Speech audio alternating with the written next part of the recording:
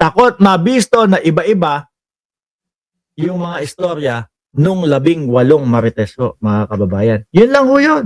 No? So ngayon no, mga bossing, matapusin muna natin yung Keto Paso. Pumunta na ho tayo dito kay Rodante Marcoleta. Ito ho, mga kababayan, nakita ko doon sa post ng Facebook page na nakasulat ay Solid North, no? News Media. Ayan daw ho, mga kababayan. Totoo ba to? Sinabi ni Rodante Marcoleta, kahit anong sabihin ko, susuportahan ako ng mga INC. Para naman sinasabi mo, sir, na uto-uto yung mga INC. Ano? Ako maniniwala ako, kung totoo man tong sinasabi mo, no? Naniniwala ako na merong mga INC. Hindi pabor doon sa mga sinasabi mo, i-give up yung KIG. Di po ba? Kasi yung mga INC po, yung mga miyembro, mga kababayan, ako naniniwala, karamihan po dyan, pananampalataya lang ang pinupunta. No? Pag tungkol po sa pananampalataya sa Diyos, yung kanilang isinisimba. Pero pagdating sa politika, yung iba dyan o karamihan dyan, hindi interesado. Ano? Ako din naniniwala, kagaya ni Tunying, mga bossing, INC si Tunying. Hindi lahat ng sinasabi ni Marcoleta ay pinapaniwalaan ni Tunying eh. Lalong-lalo na ho yung binira ni Tunying itong si Marcoleta doon sa i-give up ang KIG. Ano sabi ni Tunying? Kahit balik-baliktarin mo yung pinagsasabi ni Marcoleta eh. Iisa lang ang ibig sabihin eh. I-give up ang KIG eh. Di po ba? Hindi ako naniniwala dito sa sinabi ni Marcoleta na kahit anong sabihin niya, susuportahan siya ng INC. Hindi. Madami dyan matitino ang utak. Madami dyan matitino ang ulo, mga bossing. At sabi ko, chinek ko, totoo kaya itong sinasabi na ito o yung ipinost na ito? Nagbasa na din ako ng comment section, mga kababayan. Pero bago yun sa comment section, eto muna. Marcoleta, kahit anong sabihin ko, susuportahan ako ng mga INC. Malakas ang kumpiyansa ni Rodante Marcoleta sa politika dahil alam niyang may solidong suporta siya mula sa Iglesia ni Cristo, INC. Ito ang dahilan kung bakit hindi siya natitinag kahit gaano katindi ang batikos. Tingin ko hindi yung suporta eh. Pasensya ka na, Rodante Marcoleta, ha? Pero ang tingin ko, ito sa akin lang naman to, hindi ko alam kung meron talagang lagay na nakakarate galing sa China, pero yun yung isa sa iniisip ko, baka isa ka sa nakakatanggap ng pera na sinasabi na pinupondo ng China sa Pilipinas para sirain ang gobyerno natin at para padiliin ang buhay ng Chinese government, lalong-lalo na po pagkausapang usapan na West Philippine Sea. Di ba, Sir Ed Ong? At Romy Galura, SR, Manalo, diktador yan. Sinasabi rin, yun, sabi ko nga, baka hindi dahil doon sa suporta ng INC. Baka may natatanggap. Ano po? Tigas na mukha ni Marcoleta, mga kababayan. Biruin mo ba naman, lumulunok yan nung yung tipo bang sinabi niya na nung kahapon, tapos sasabihin, hindi ko po sinabi yun. Hindi po ganun ang ibig ko sabihin. Tigas ng mukha po. Ang puhunan, pagkaganyan, mga kababayan. Yung tipo bang, kahit alam mong naka-record o recorded yung mga pinagsasabi mo, itatanggi mo pa din. Hindi ako nagsabi niyan. Puhunan po doon, tigas na mukha.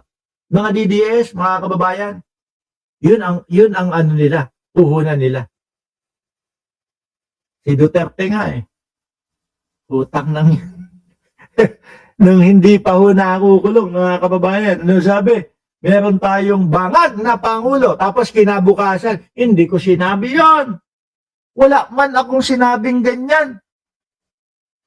Di ba? Ikita nyo? There is no such as West Philippine Sea ni Marcoleta. Kinabukasan, siguro nanood ng TV, nanood ng balita. Galit ang Pilipino sa kanya.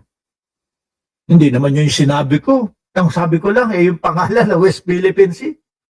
kumakambyo bigla. Kahit alam nila, recorded na, o na-record na at nagkalat na sa social media, itatanggi pa din ho nila yan, mga kababayan.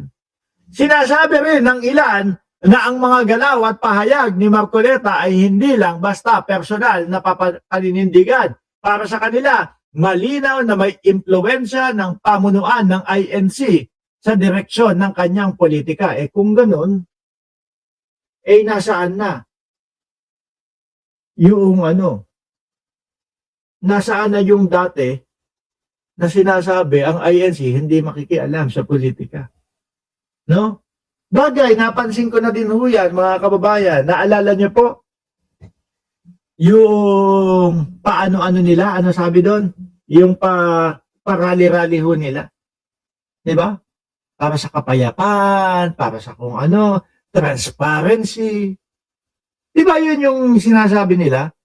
Pero makita mo, pinipilit nilang gibain ang gobyerno. Oo, pasensya na po. Naalala ko kasi yon yung pinasampa nyo, si Amy Marcos, at tapos nagsalita, Abong! Pagod na! Hindi ko kayang gayahin medyo usliho yung nun Kapag ka nagsasalita, Bong, uwi na tayo! Pagod na! Ading! No?